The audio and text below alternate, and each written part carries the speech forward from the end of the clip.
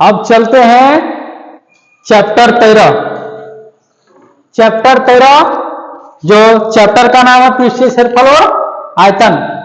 पृष्ठीय क्षेत्रफल और आयतन, तो इसमें क्या क्या है?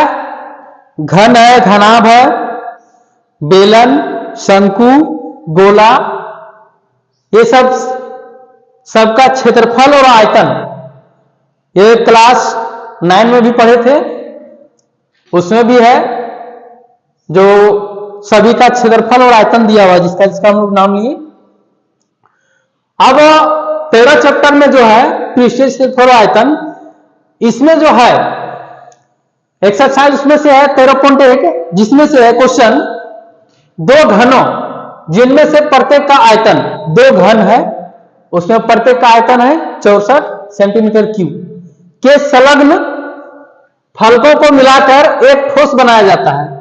ये दो घन है, उसको दोनों घन को एक साथ मिला दिया जाता है और उसको मिलाने के बाद इससे प्राप्त घनाभ का पृष्ठीय क्षेत्रफल ज्ञात कीजिए।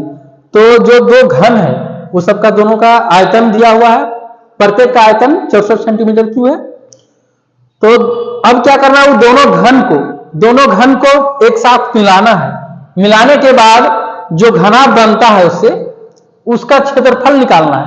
तो सबसे पहले घन का आयतन दिया हुआ, तो घन का आयतन क्या होता है, फॉर्मूला उसका सूत्र क्या होता है वो भी जानना जरूरी है। तो ये जो है पहले भी क्लास 9 में भी पढ़े हैं, घन, घनाभ, बेलन, शंकु, गोला, ये सब का आयतन पढ़े हैं, आयतन और पृष्ठीय क्षेत्रफल सब पढ़े हैं।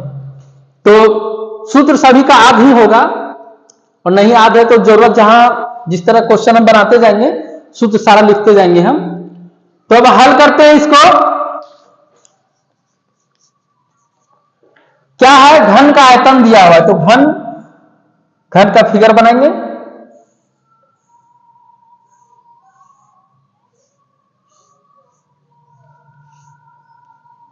ये घन है, ये भी जानकारी कि घन की जो सभी भुजा होती है सब बराबर होता है, घन की लंबाई, चौड़ाई, ऊंचाई सब बराबर होता है। तो दो घन है, इसमें दो घन है, तो प्रत्येक का आयतन है 64 सेंटीमीटर क्यूब। तो हम एक ही घन बनाते हैं, फिर इसका भुजा निकालेंगे। घन की भुजा निकालने के बाद इसे मिला करके एक और घन मिला करके जो घना बनता है फिर उसका पृष्ठीय क्षेत्रफल निकालेंगे। तो वी हैव क्या है, दो घनों जिनमें से प्रत्येक का आयतन, तो लिखेंगे घन का आयतन। घन का आयतन, घन का आयतन क्या है 64 सेंटीमीटर क्यूब, ये दिया हुआ है। दैट इंप्लाइज घन का आयतन क्या होता है, तो घन का आयतन होता है भुजा क्यूब, भुजा क्यूब। घन का आयतन ये होता है बराबर 64 सेंटीमीटर क्यूब। अब भुजा निकालना है, दैट इंप्लाइज भुजा इक्वल टू, ये है घन, घन है पावर मतलब इसका भुजा की पावर 3 है, उधर चल जाएगा तो घन रूट होगा, घन रूट 64 सेंटीमीटर क्यूब। अब इसका क्या करना है,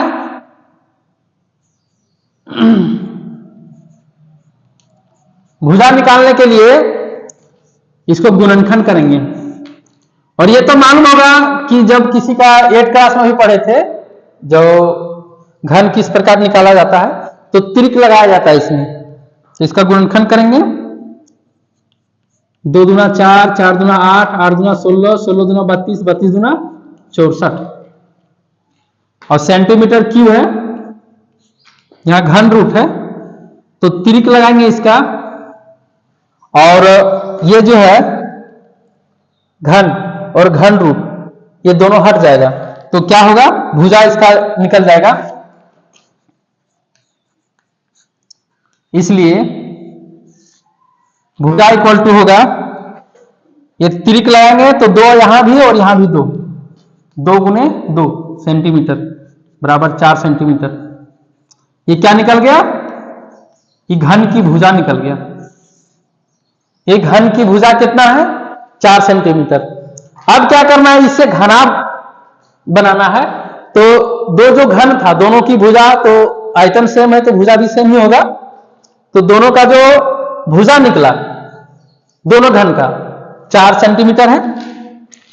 तो अब इससे जो बना है घनाभ, ये घनाभ भी बनाते हैं।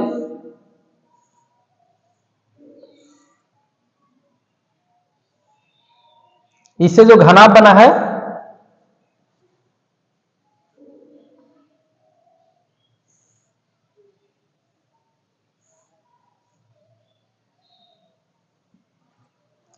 ये घनाभ, या तो फिर इसको यदि मिलाएंगे हम इसी प्रकार,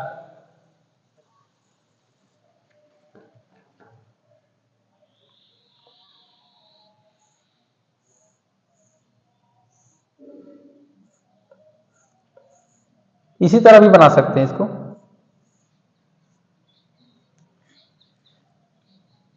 एक ही साथ बनाते हैं।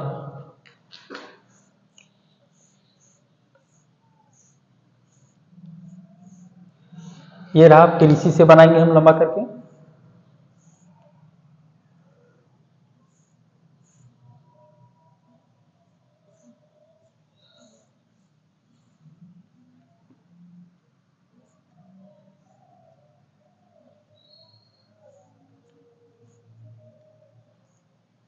ये हो गया घनाभ, इस प्रकार बन गया, ये घनाभ है।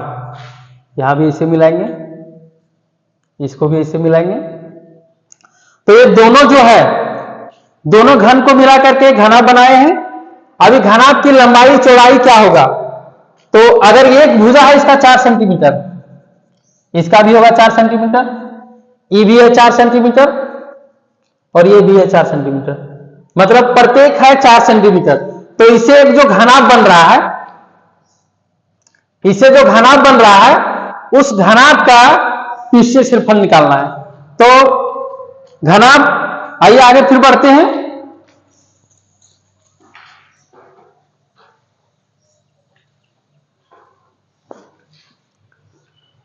तो घनाभ की क्या होगा, लंबाई इसका चेंज हो जाएगा। घनाभ की लंबाई यहां से यहां तक 4 सेंटीमीटर ये है और 4 सेंटीमीटर ये, 4 गुना 8 सेंटीमीटर। अब घन से दो घन भी लिख सकते हैं, दो घनों से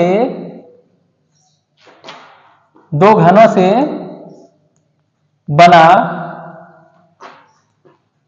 घनाभ की लंबाई, दो घनों से बना घनाभ की लंबाई, इसको एल कहेंगे।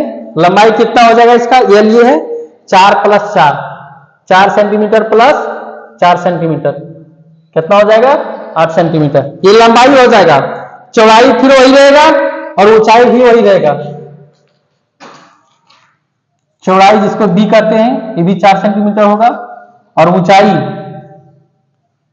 एच से जिसको सूचित करते हैं ये भी 4 सेंटीमीटर ही होगा। अब ये घनाभ का लंबाई चौड़ाई और ऊंचाई निकल गया, अब इसका क्षेत्रफल निकालना है।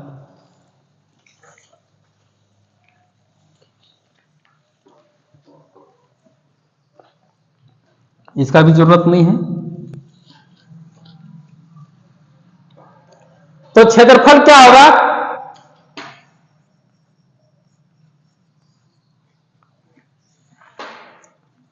घनाभ का क्षेत्रफल,